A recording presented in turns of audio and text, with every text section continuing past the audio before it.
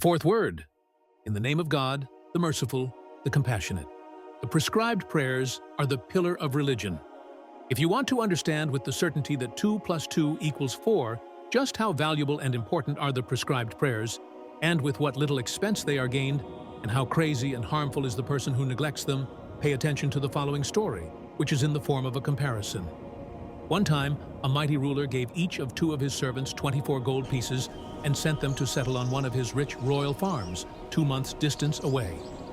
"Use this money for your tickets and expenses," he commanded them, "and buy whatever is necessary for your house there with it.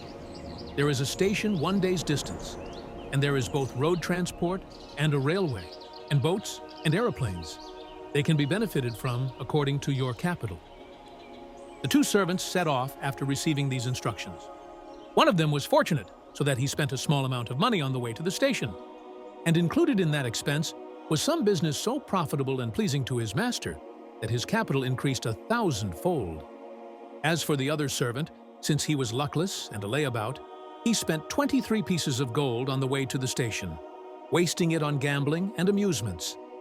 A single gold piece remained. His friend said to him, "Spend this last gold piece on a ticket, so that you will not have to walk the long journey and starve. Moreover, our master is generous. Perhaps he will take pity on you and forgive you your faults, and put you on an aeroplane as well. Then we shall reach where we are going to live in 1 day. Otherwise, you will be compelled to walk alone and hungry across a desert which takes 2 months to cross." The most unintelligent person can understand how foolish, harmful, and senseless he would be if out of obstinacy he did not spend that single remaining gold piece on a ticket, which is like the key to a treasury, and instead spent it on vice for passing pleasure. Is that not so? O you who do not perform the prescribed prayers, and O my own soul, which does not like to pray. The ruler in the comparison is our sustainer, our creator. Of the 2 traveling servants, one represents the devout who perform their prayers with fervor, and the other, the heedless who neglect their prayers.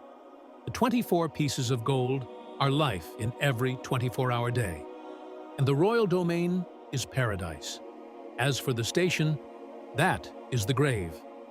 While the journey is man's passage to the grave, and on to the resurrection and the hereafter. Men cover that long journey to different degrees according to their actions and the strength of their fear of God. Some of the truly devout have crossed 1,000-year distance in a day like lightning, and some have traversed a 50,000-year distance in a day with the speed of imagination. The Quran of mighty stature alludes to this truth with 2 of its verses. The ticket in the comparison represents the prescribed prayers. A single hour a day is sufficient for the 5 prayers together with taking the ablutions.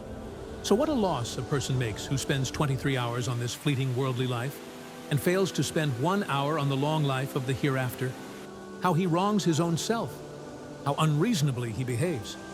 For would not anyone who considers himself to be reasonable understand how contrary to reason and wisdom such a person's conduct is, and how far from reason he has become if, thinking it reasonable, he gives half of his property to a lottery in which 1,000 people are participating, and the possibility of winning is 1 in 1,000, and does not give 1/24 of it to an eternal treasury where the possibility of winning has been verified at 99 out of 100? Moreover, the spirit, the heart, and the mind find great ease in prayer, and it is not trying for the body. Furthermore, with the right intention, all the other acts of someone who performs the prescribed prayers become like worship. He can make over the whole capital of his life to the hereafter in this way. He can make his transient life permanent in one respect.